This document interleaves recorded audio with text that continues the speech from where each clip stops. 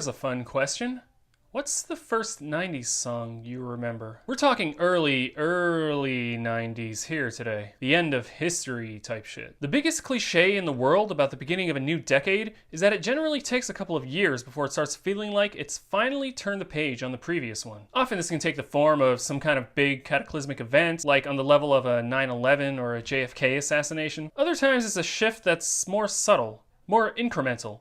And one by one, these little changes add up until one day absolutely nothing in the culture resembles the stuff from the previous decade. Some would disagree with me on this, but with respect to the fact that I actually lived through it, I think the transition from the 80s to the 90s was one of the latter types. The 80s did not go down quietly. That was one post-decade hangover that seemingly just refused to end for a while there. As a result, there's a good 2 to 3 year stretch of the early 90s that already looked horrendously embarrassing and out of date before the decade was even over. Vanilla Ice, anyone?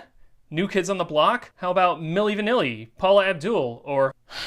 I hate to even say it, but Belle Biv DeVoe. Yeah, the early 90s were like an endless series of false starts that never really got going, mingled with a bunch of stuff that was long past its sell-by date. The song I'm talking about today is inadvertently a perfect example of this, and that's probably why, despite having charted as high as number 2 on the Billboard Hot 100, I'm guessing the majority of you have never even heard it.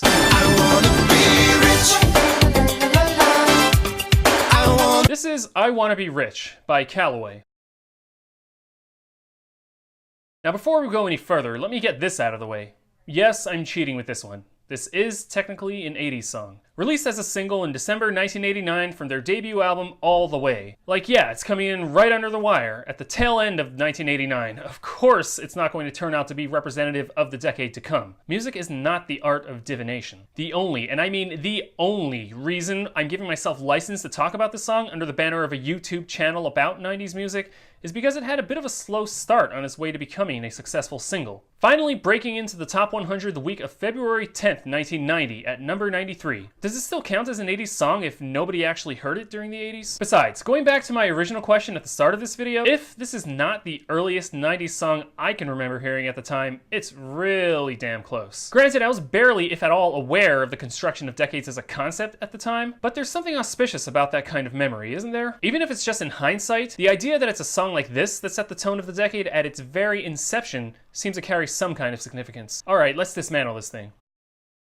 Calloway were an R&B duo from Cincinnati, Ohio, formed by brothers Reginald and Vincent Calloway. They were both members of the 80s electro-funk group Midnight Star on trumpet and trombone, respectively, where they played and sang on a pretty impressive run of major hit songs. Like, you probably know this one, No Parking on the Dance Floor.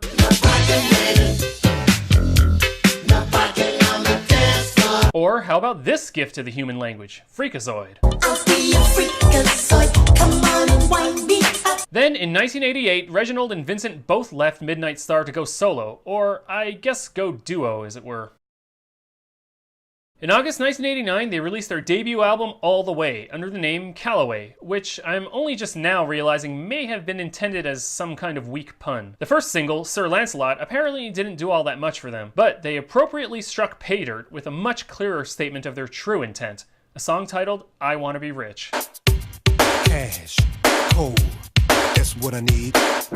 Because apparently they didn't get rich enough when they were in Midnight Star. You wouldn't be too far off base to assert that, in spirit, this is a sentiment far more strongly associated with the 80s than the 90s. Really, this should have sounded instantly dated. Yet the sound and the production gives it this feel of capturing a transitional period for the R&B genre. It's definitely not electro-funk anymore, but it's still pretty synthy. And unlike a lot of R&B stuff that would go on to define the era, there's basically no hip-hop influence in it at all. The bill collectors, they ring my phone.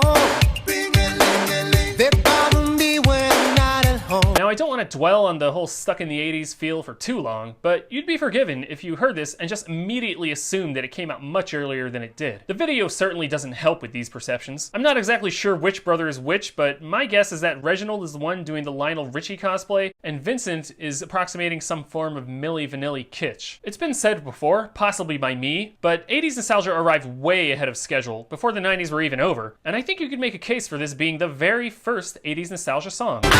Lots of money.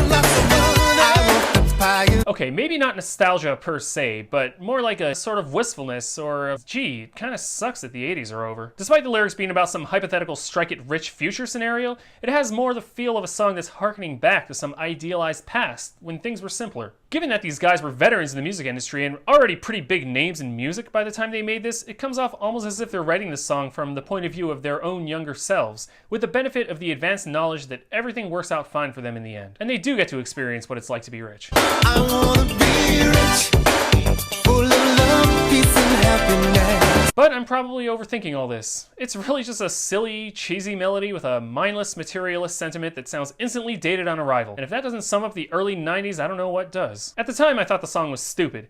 And keep in mind that I was barely past kindergarten age when it came out, but now I can sort of appreciate what they were going for. R&B was slowly starting to go in a more harder edge direction in the mainstream, with New Jack Swing stuff like Belle Biv DeVoe's Poisons and Janet Jackson's albums Control and Rhythm Nation. And in that climate, this can almost be read as a reaction to that kind of stuff, a sort of return to safer, more traditional pop structures. So don't be asking me why.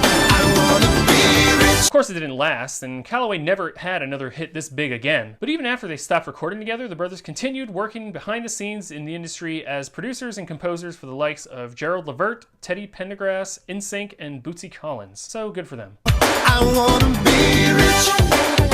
Oh. Remember how I said this song got to number 2? Well, the song that kept it out of the number 1 spot is a song I guarantee everybody watching this has heard, and perhaps that in itself says more about Calloway than I ever could. Nothing compares. I am Jacob, and this was 90s Quick Hits. I'll see you sometime in the future.